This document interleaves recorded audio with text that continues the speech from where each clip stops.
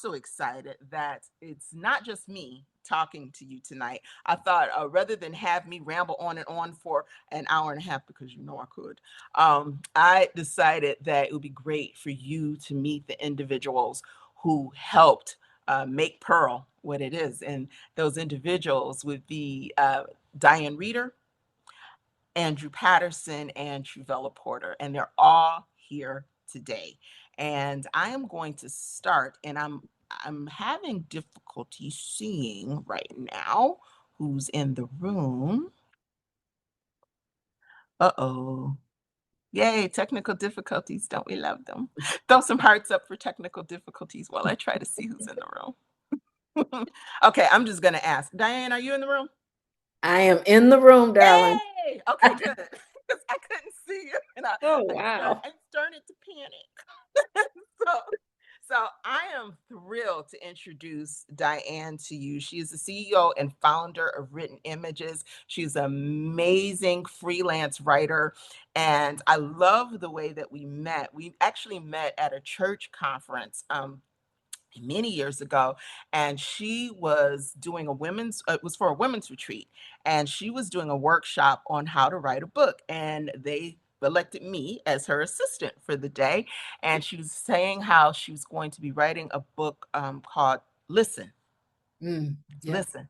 And I was like, hey, I want to write a book called Sailor. I did write that book and never saw the light of day.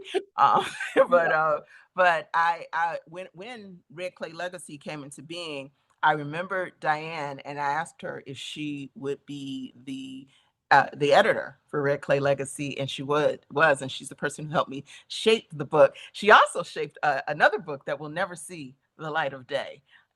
It was poems after a breakup. It was sad stuff. All Anyway, right. the world didn't need it.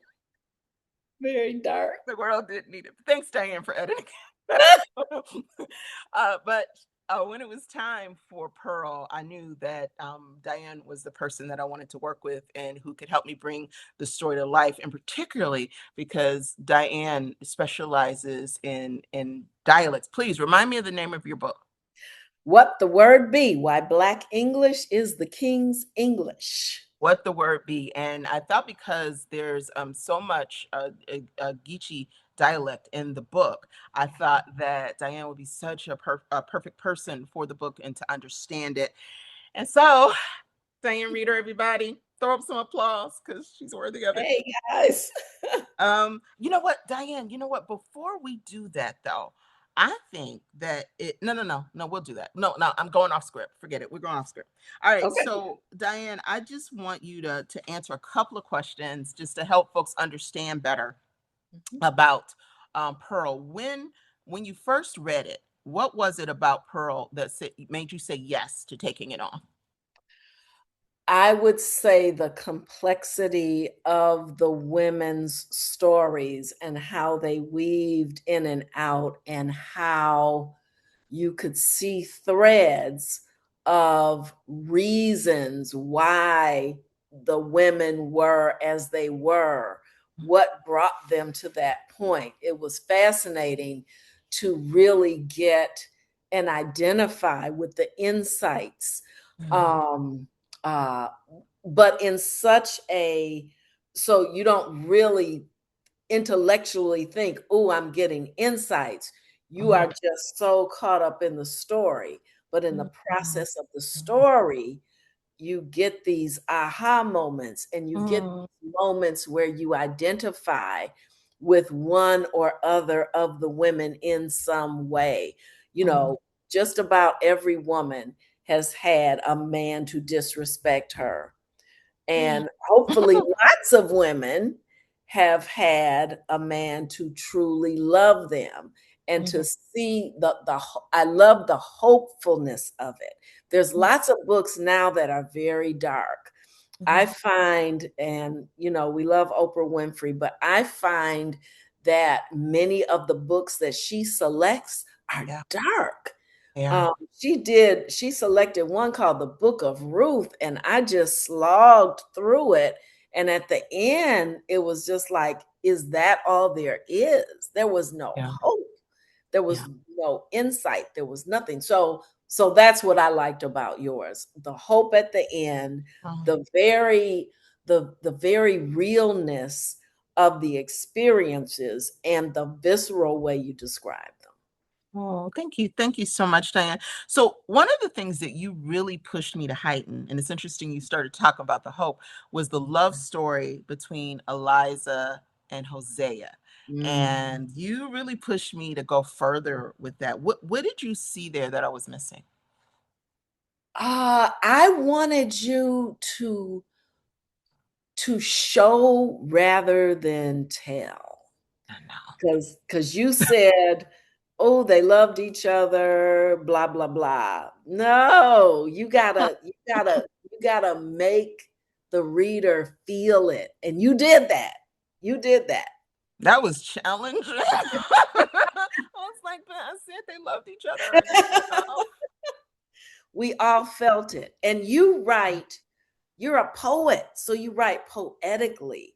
So I knew that if you immersed yourself in that sort of poetic mind space, you would be able to pull that off, and you did. you also pushed me or suggested that Mhm, I heightened the love story between Perlene and Isaac, and it mhm, was interesting because that was a harder one to do. mhm. And when I reread it, I'm so glad that you did, because it brought it, like you said, it brought some hope to the book, Yes, because yes. there was a point before I brought you in, I'm like, this is dark. My book Yeah. has started out pretty dark.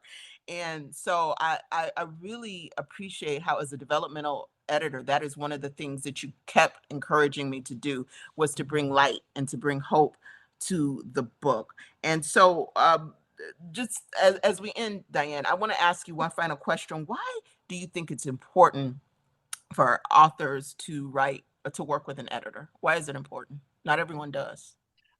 Because you're so immersed in your own head that there are things that an editor can see that you will never see, Mm, just mm, because you are writing from your perspective.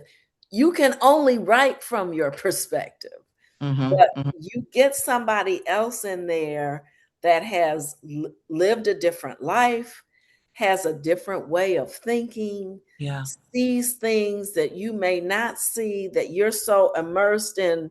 Sometimes you're so immersed in just trying to get it done that and then you're relieved when you're finished. And Mhm. so you can bring somebody in that says, hold up, there's a thread here that you need to pull.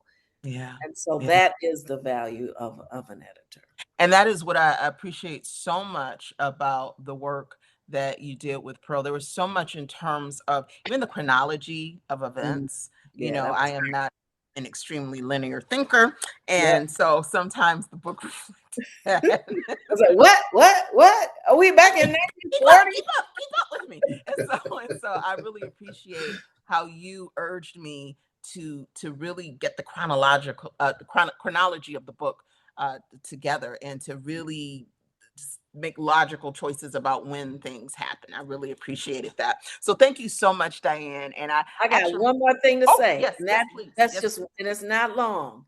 Give My me. favorite, I was going over it today. My favorite line in the book: the future does not close, it widens. Mm, That's the book in a nutshell. mm, mm. I, wait, I'm quoting you. I'm quoting you. That'll be up on my socials tomorrow.